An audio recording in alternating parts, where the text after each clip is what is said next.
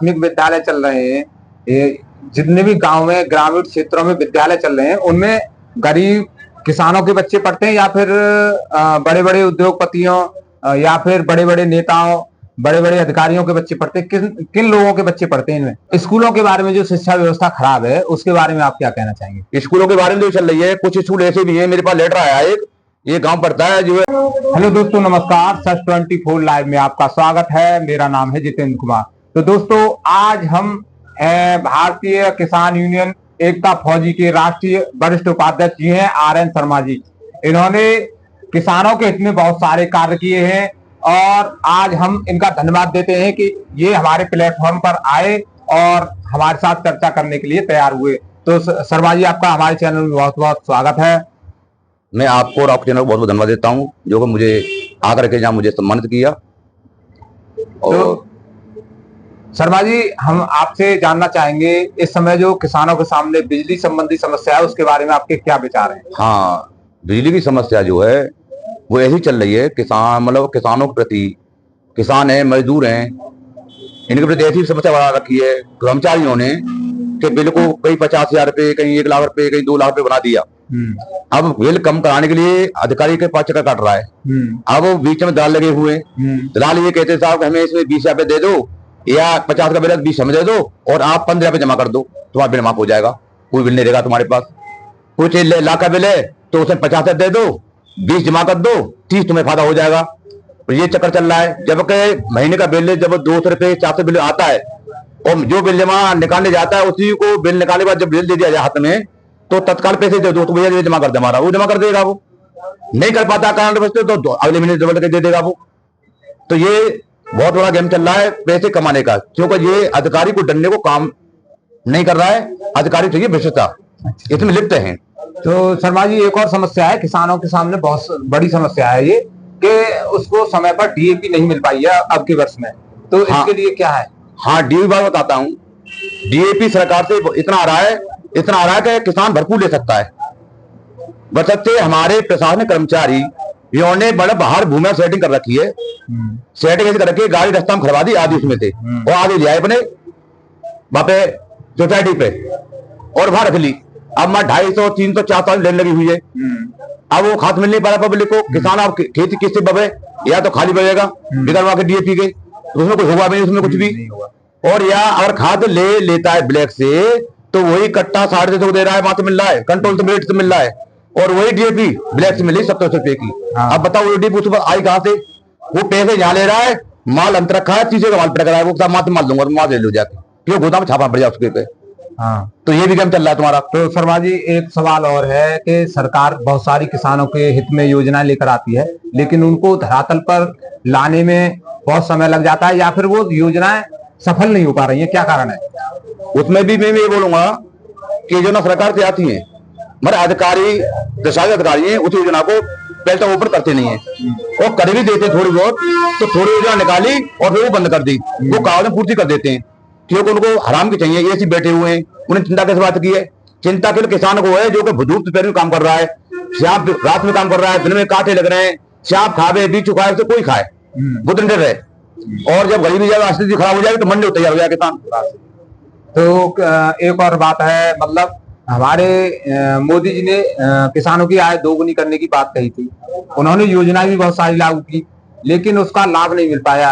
किस तरह से हमारे किसान की आय बढ़े, इस बारे में क्या कहना चाहेंगे? उतना ये कहूंगा मैं कि हमारी जो किसान यूनियन चल रही है, यूनियन एक नहीं है, कम से कम मेरे में 50-100 यूनिट जरूर होंगी। मगर यूनियन वालों का फर्ज बनता है कि आप जिलाधिकारी महोदय के लिए, ASD महोदय के लिए आप ज्ञापन दें, मुख्यमंत्री के लिए ज्ञापन सौंपे, किस लिए कि जो योजना है वो योजना किसानों को, मजदूरों को और उनको मिले। मगर कुछ यूनियन ऐसी बनी हुई, नाम तो किसी इनको नहीं लूंगा मैं, कुछ यूनियन ऐसी बनी हुई है कि धरना लगा दिया और दलाली मिली उठ गई। कुछ यूनियन ऐसी भी चल रही है धंधे के लिए, अपने चमकाने के लिए, अखबार में मेरा फोटो आ जाए, मेरा नाम आ जाए। मगर एक हमारी यूनियन, भारतीय किसान यूनियन एकता फौजी, एक ऐसी यूनियन है, हमारी यूनियन 45 फौजी हैं, फौजी सब रिटायरमेंट हैं और अरे फौजी हैं। अगर बैठ गए तो जेल जाना मंजूर है, हटने वाले नहीं है, जो मुद्दा हमारा जायज है। इसलिए बुलंदशहर में हम जेल भी काट गए 5 दिन की, नारों को टेस्ट भी कराया हमने मुलजिमों का, जो नारो टेस्ट कोई अच्छा नहीं करा सकता है। तो शर्मा जी एक बात और पूछना चाहूंगा, जैसे हमारा कृषि विभाग है, किसानों से जुड़ा हुआ विभाग है, बिल्कुल है। वहां पर बहुत सारी योजनाएं आती होंगी, क्या किसानों को जागरूक करने के लिए कोई कार्यक्रम चलाता है कृषि विभाग? हाँ, कोई भी अधिकारी आज तक किसी गांव में किसी कार्य में सूचना के लिए कि भाई ये जो हमारे पास ये आई हुई है तुम्हारे लिए, इस आप लाभ उठाएं, अधिकारी कोई नहीं जाता है। तो इस दिशा में आप क्या कार्य कर रहे हैं? हमारा तो ये रहता है कि हम तो अगर कोई मुद्दा हमें मिलता है जायज, तो देखिए नाजायज तो हम जाते नहीं है, क्यों हमारा संगठन है फौजी नाम से, और फौजी एक ऐसी उन्हें है कि ये अपने बदनाम नहीं करना चाहती है किसी चीज पे। अगर कोई मुद्दा अगर है तो हम भैया हटना मंजूर नहीं है, मगर हमको अड़ करके हमें वो सफलता उसको करानी है, चाहे जेल भेजो कुछ भी करो, हम तैयार रहते इस काम के लिए। हम दलाली नहीं करते किसी से, हमारा काम निस्वार्थ सेवा करना किसानों की। और भी कुछ होती भी समस्या है किसानों की, मैं क्या बताऊं, मगर किसान इतना परेशान है आज की तारीख में कि वही उसका दर्द जानता है, नेता लोग कुछ नहीं जानता किसी के। तो जैसे हमारा किसान आज के समय में स्वास्थ्य से भी बहुत परेशान है, किस तरह से आपने देखा होगा हॉस्पिटलों में व्यवस्था सारी खराब है। यही बताता हूँ आपको, जो झांसी में अभी 10-12 बच्चे का मतलब घटना घटती हुई है, उस घटना के बारे में मतलब शायद है कि पूरे देश में ये बात चर्चा फैल चुकी है, जबकि हॉस्पिटल के अंदर वो जो लगे रहते हैं, जो सिलेंडर बुझा लेते हैं आग लगाने के लिए, आग जो लगती है यंत्र जो लगे हुए होते हैं, अब वो एक्सपायर हो चुके हैं। ये प्रशासन निर्गत हो रहा है, उन्हें चिंता किस बात की है, भाई उनके बच्चे वहां में भर्ती हो, वो मरे तब उनको तकलीफ होगी। भाई बच्चे तो गरीबों के, किसानों के, मजदूरों से भर्ती होते हैं, वो इलाज कराते हैं। बड़े नेता लोग हैं, अधिकारी लोग हैं, उनके बच्चे अच्छे हाई फाई स्कूलों में उनमें जाते हैं पढ़ने के लिए, हाई फाई हॉस्पिटलों में इलाज कराते हैं, वो यहाँ क्यों जाएंगे? मरे गरीबों के मरे, उनके तो मरे। अब मेरा कहना यह है कि इस पे सरकार दोषी बनेगी या प्रशासन दोषी बनेगा, इस पर कार्रवाई क्या होगी ये प्रशासन तय करेगा, शासन तय करेगा। वैसे कायदा तो ये होना चाहिए कि जो प्रशासन ने जो भी लापरवाही बरती है उनके खिलाफ कार्रवाई हो, कठोर कानून अच्छी तरीका से, और उनको नौकरी से बर्खास्त किया जाए। मेरा तो मुद्दा ये है। स्कूलों के बारे में जो शिक्षा व्यवस्था खराब है उसके बारे में आप क्या कहना चाहेंगे? स्कूलों के बारे में जो चल रही है, कुछ स्कूल ऐसे भी है, मेरे पास लेटर आया है, ये गांव पड़ता है जो है, ये आसरी पास गांव पड़ता है भकरौला। अच्छा, भकरौला में एक किसी ने शिकायत की थी अधिकारियों के लिए, उस शिकायत में मास्टर ने उसको धमकी दी जान से मारने के लिए कि भाई शिकायत बंद कर ले, तुझे जान से मार देंगे हम। उस पे जिलाधिकारी महोदय के लिए, शिक्षा विभाग के लिए और मेल लेटर आया एक, मतलब डाक द्वारा। वो सूचना मेरे पास भी आई है। अब बताइए प्रशासनिक कर्मचारी मास्टर जो बच्चों पढ़ाने जा रहे हैं कि या बच्चे माँ किसी मर्डर कराने जा रहे हैं वहां पे, वो एक यही मामला है। दूसरा मामला एक बढ़ान क्षेत्र पड़ता है सोनाल तहसील में, उसमें मैंने ये देखा था स्कूल बंद पड़ा हुआ है 5 साल से, और उसमें बच्चा एक भी नहीं है, मर कागजों में बच्चे पढ़ाई दिखाई दे रहे हैं, और उनमें मिड डे मील भी सब आ रहा है, सब चल रहा है। शिकायत भी की, ज्ञापन भी दिया हमने, उसमें सब कुछ किया, मगर अधिकारियों उसमें जो है सब मामला डंप कर दिया।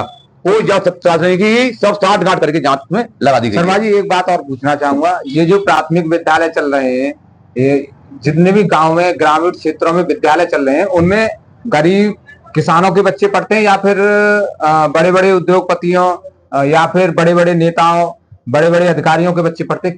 किन लोगों के बच्चे पढ़ते हैं इनमें? जो प्राथमिक स्कूल चल रहे हैं उनमें गरीब, किसान और मजदूर ये बच्चे पढ़ने जाते हैं, और जो नेता हैं, प्रशासन अधिकारी कर्मचारी हैं, इनके बच्चे पढ़ते हैं हाईवे स्कूलों में, जैसे इंग्लिश मीडियम है बाहर, उनके सारे काम मतलब अच्छे स्कूल होते हैं। ये तो गरीबों लोगों के बना हुआ है। अच्छा। अब वो पढ़ाई कैसे करते हैं? प्रशासन तो यहाँ मतलब मौज मस्ती मार रहा है, तो शासन की शक्ति तो काफी है ऊपर से, मतलब प्रशासन निर्गत हो रहा है, डर नहीं किसी को इस चीज बात पे। तो जैसे आपने 2 विद्यालयों का हमें बारे में बताया, उसके हिसाब से आपको क्या लगता है, क्या गरीब बच्चों को शिक्षा सही से मिल पा रही है? हाँ, शिक्षा तो कोई चीज नहीं मिल पा रही है, क्योंकि यहाँ समय पर प्रशासन भ्रष्टाचार में लिप्त है और डर किसी का है नहीं, ये मेरा मानना है। अच्छा। इसके लिए मेरे पास सबूत भी है, हाथ से जिले के जो स्कूल में जो बंद पड़ा हुआ है सबूत भी है, शिकायत भी की, मैं में डाली नहीं, मतलब उसमें आकर के ये है कि प्रशासन अधिकारियों ने सांठ गांठ करके आख्या 30 बार मुझे दे दी। तो किसानों के लिए आप क्या कहना चाहेंगे? किसानों को यही है कि भाई समय पे खाद मिले उनको, मेरा तो कहना यही है। और अगर अब तो लम तब खेत तो कुछ लोग बह गए, कुछ लोग रह गए, जो गरीब लोगों के खेत रह गए बोने के लिए, उन्हें शायद खाद मिलेगा नहीं, मिलेगा भी तो लोग खाद ले आओ, वो खाद से फसल पैदा होगी नहीं। मर यह है कि लास्ट में जाकर ये बताता हूँ कि किसान की स्थिति वो बन जाती है, ना अन्न पैदा ना होते तो प्रकृति मार पड़ जाती है किसान के ऊपर। दूसरी कर्जे से फसल होता है वो, और कर्जे वो तो दे देता है, और ने का बचे तो मिल जाता, नहीं मिल पाता तो होते मजबूर हो जाता है वो। तो किसानों को हर जगह मरना ही मरना है। तो दोस्तों हमारे साथ थे भारतीय किसान यूनियन एकता फौजी के राष्ट्रीय वरिष्ठ उपाध्यक्ष जी, और इन्होंने किसानों के हित में बहुत सारे कार्य किए हैं और आज भी इन्होंने किसानों के हित के लिए बहुत सारे मुद्दे उठाए। तो हमारे इस वीडियो को देखने के लिए आप सभी का बहुत बहुत धन्यवाद। नमस्कार।